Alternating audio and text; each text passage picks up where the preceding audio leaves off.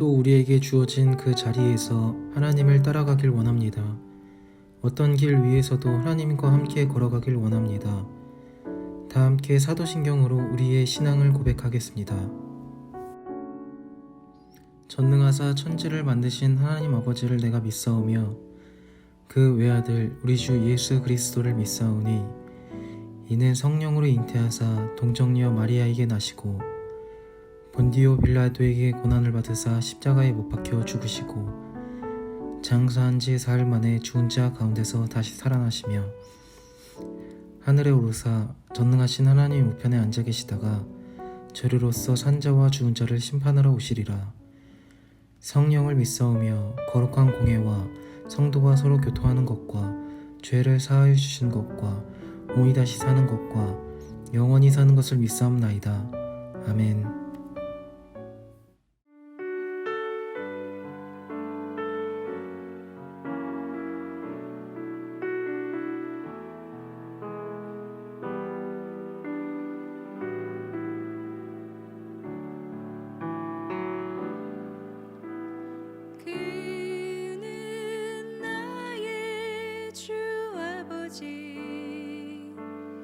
내 영혼을 불밭에 누이시고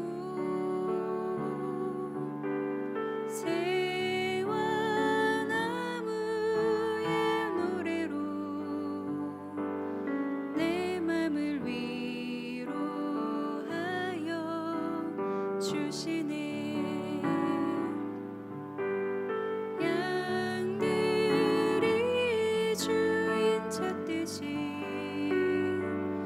오직 한 문 목자인 내 주님을 내가 찾고 또 따르니 주 곁에 나를 메어 주소서. 주는 내 피난처 내 요새 되시니 내 피할 곳은 주뿐이네. 나 돌아갈래 본향 주의 집에서 내 주님 맞아 주시리. 양들이 주인 찾듯이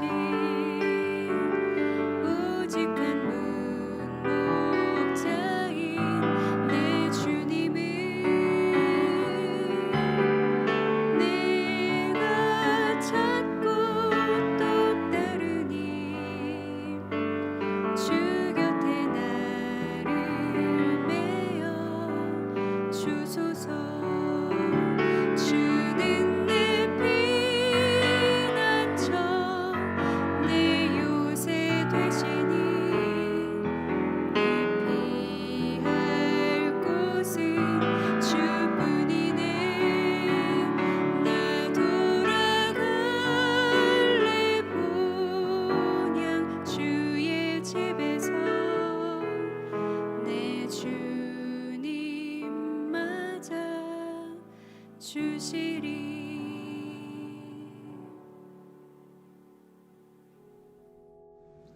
오늘 우리가 함께 나눌 말씀은 고린도전서 7장 18절에서 24절까지입니다.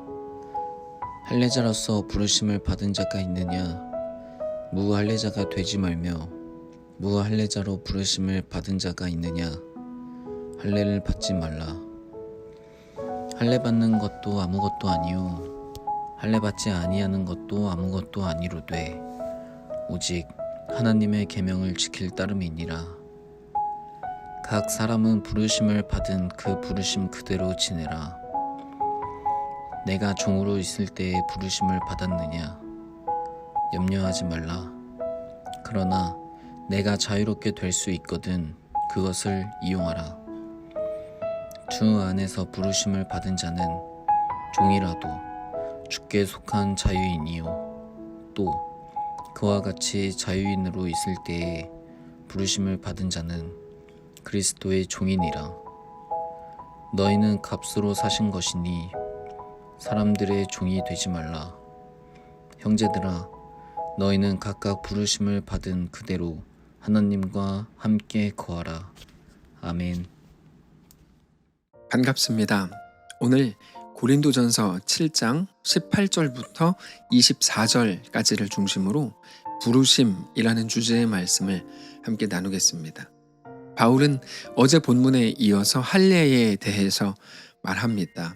어제까지의 본문을 기억해 보시면 바울은 결혼에 대해서 결혼하지 않는 게 더 좋다라고 이야기했습니다. 그 이유는 하나님께 집중하지 못하게 되는 건 정말 큰 문제이기 때문입니다. 지금 시대의 사람들은 결혼이 가장 중요한 것처럼, 결혼을 통해서 이루어진 가정이 가장 소중한 가치인 것처럼 생각을 하지만 성경은 하나님과의 관계, 하나님 나라가 그것보다 훨씬 더 소중한 것이라고 말씀을 하시는 겁니다. 그러면서 바울은 이어서 할례 문제를 가지고 옵니다. 그 시대의 유대인들에게는 결혼이나 가정보다도 할례가 훨씬 더 중요하고 예민한 문제였습니다. 그런데 그 할례에 대해서도 바울은 그게 가장 중요한 문제가 아니다, 이렇게 말합니다. 18절입니다. 할례자로서 부르심을 받은 자가 있느냐? 무할례자가 되지 말고, 무할례자로 부르심을 받은 자가 있느냐? 할례를 받지 말라. 여기에 나오는 할례자로서 부르심을 받았고 무할례자로 부르심을 받았고 이렇게 말하는 것은 하나님께 부르심을 받은 시점입니다. 할례자가 된 이후에 부르심을 받은 자, 혹은 아직 무할례자였을 때 부르심을 받은 자, 그렇다면 그대로 유지해도 상관없다. 그게 예수 그리스도를 믿어서 구원을 얻게 된 이후에 내가 그러므로 다시 할례를 받아야지, 혹은 내가 할례 받지 않은 자가 돼야지, 이렇게 생각할 필요가 없다는 겁니다. 왜 그런가 하면 예수 그리스도를 믿어서 구원을 얻는 것이 가장 중요한 거지, 할례를 받았거나 받지 않았거나 하는 것은 가장 중요한 문제가 아니 어떤 조건도 되지 못하기 때문입니다. 19절, 할례 받는 것도 아무것도 아니요, 할례 받지 아니하는 것도 아무것도 아니로되 오직 하나님의 계명을 지킬 따름이니라. 할례보다 하나님과의 관계, 하나님을 사랑하는 것, 하나님 나라가 훨씬 더 중요하다는 겁니다. 그게 하나님의 부르심이라는 거죠. 20절입니다. 각 사람은 부르심을 받은 그 부르심 그대로 지내라, 이렇게 말합니다. 부르심을 받았을 때의 그 시점의 상황, 하나님께서 그 상황에서 너를 부르신 거다, 그 상황에서 너를 얻으신 거다. 그러니까 너는 그것보다 더 좋아질 필요는 없다. 너는 하나님께 있어서 그 자체로 만족스러운 존재다, 이런 말입니다. 특별히 여기에 나오는 부르심을 받은 부르심 그대로라는 말은 일반적인 사람들이 생각하는 그 부르심, 소명에 대한 말씀이 아니라 지금 이 세상을 살아갈 때 우리가 처해 있는 모든 상황을 말하는 겁니다. 우리 교회에서 자주 말씀드리는 우리의 오늘, 우리의 정황을 말하는 겁니다. 그래서 이어서 조금 더 구체적으로 설명을 하십니다. 21절입니다. 너가 종으로 있을 때 부르심을 받았느냐? 염려하지 말라. 그러나 너가 자유롭게 될 수 있거든 그것을 이용하라. 그러니까 너가 종으로 있을 때 부르심을 받았느냐? 염려하지 말라. 네가 평생 종으로 살라는 것도 아니고, 네가 종이기 때문에 하나님은 너를 부끄러워하신다? 그런 것도 말도 안 되는 거다. 너가 종이어도 하나님은 너를 사랑하신다. 그러나 혹시 자유인이 될 기회를 얻는다면 그게 너무나 너에게 좋은 일이니까 그렇게 해라. 그것도 관계없다. 하나님은 네가 종이어서 부르신 게 아니고 네가 종이었음에도 불구하고 너를 부르시고 얻으신 거다, 이런 말입니다. 그런데 그런 기회를 얻지 못해서 계속 종으로 있어야 되는 사람이라고 해도 그리스도에게 속한 진정한 자유인일 수 있다는 거죠. 동시에 아무리 세상적으로는 종이 아니라 자유인이라고 해도 그가 그리스도인이라면 그는 그리스도의 종이다, 이렇게 말해요. 20절입니다. 주 안에서 부르심을 받은 자는 종이라도 주께 속한 자유인이요, 또 그와 같이 자유인으로 있을 때 부르심을 받은 자는 그리스도의 종이니라. 그러니까 세상적인 어떤 잣대가 우리를 판단할 수 있는 근거가 아니라는 말입니다. 우리가 그리스도 안에 있을 때 우리의 모든 정체성과 우리의 모든 신분이 다 달라지기 때문입니다. 어떻게 달라지죠? 그리스도 밖에 있을 때는 그가 종인지 자유인인지 귀족인지 가난한 자인지 부자인지 이런 거에 따라서 결정됩니다. 신분이. 그러나 우리가 그리스도 안에 있을 때 어떻게 됩니까? 모두가 하나님의 자녀가 되는 거죠. 그래서 우리가 이 땅에서 눈에 보이는 우리의 상황이나 신분이나 우리의 모습을 바꾸려고 하는 것보다 우리가 그리스도 안에서 우리가 누구인지를 분명하게 확인하는 게 훨씬 더 중요한 문제가 되는 겁니다. 우리가 다른 사람들의 눈에 어떻게 보이는가가 아니라 하나님 앞에서 내가 어떤 존재인가, 나는 누군가, 내 진짜 신분은 무엇인가를 알고 확인하는 것이 가장 중요한 문제가 되는 겁니다. 그래서 바울은 이렇게 말합니다. 너희는 값으로 사신 것이니 사람들의 종이 되지 말라. 자, 너희는 값으로 사셨다고 말하는데 예수 그리스도의 핏값을 말하는 거죠.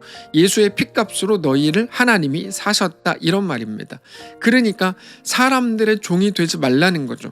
사람들의 종이라는 거는 그 시대 노예 시대였기 때문에 그렇게 사람들에게 팔려가서 노예가 되지 말라 이런 말이 아니고 사람들에게 매이고 다스림을 받고 붙들림 바 되지 마라 이런 말입니다. 사람들의 시선과 칭찬과 판단에 매이지 말라는 겁니다.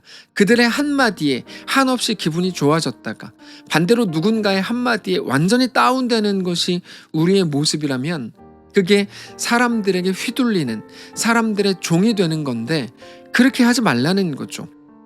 우리의 주인이 오직 하나님이신 것을 기억하라는 겁니다. 그래서 바울은 마지막에 이렇게 말합니다. 24절입니다. 형제들아 너희는 각각 부르심을 받은 그대로 하나님과 함께 거하라. 자, 형제들아 부르심을 받은 그대로 그게 뭐죠? 거기서라는 말이에요. 너의 형편에서, 너의 자리에서, 너의 위치에서, 너의 오늘 그 자리에서 세상이 뭐라고 말하든지 너희가 지금 있는 그 자리에서부터 하나님과 함께 거하라는 겁니다. 누군가는 이렇게 말할 거예요. 너가 부족하다. 네가 더 잘 돼야 된다. 그래야 하나님이 영광을 받으시지. 네가 이 모양 이 꼴이면 하나님이 칭찬하시지 않고 영광도 받으실 수 없다. 라고 말할지 모르지만 그거는 다 속이는 말입니다. 그렇지 않습니다. 너가 종이라서 하나님이 너를 통해 영광 받지 못하는 거 아니고 너가 1등을 한다고 해서 하나님이 그러므로 영광 받으시는 거 아니다. 너의 있는 모습 그대로 하나님은 너를 부르셨고 너를 사랑하셨고 너와 함께 하기를 원하신다는 겁니다.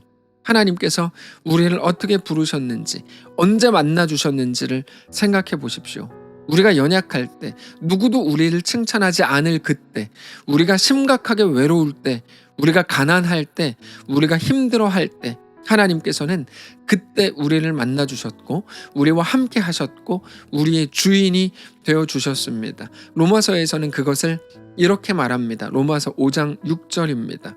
우리가 아직 연약할 때 기약대로 그리스도께서 경건하지 않은 자를 위하여 죽으셨도다. 8절 우리가 아직 죄인 되었을 때 그리스도께서 우리를 위하여 죽으심으로 하나님께서 우리에게 대한 자기의 사랑을 확증하셨느니라. 10절 곧 우리가 원수 되었을 때 그의 아들의 죽으심으로 말미암아 하나님과 화목하게 되었은즉 화목하게 된 자로서는 더욱 그의 살아나심으로 말미암아 구원을 받을 것이니라.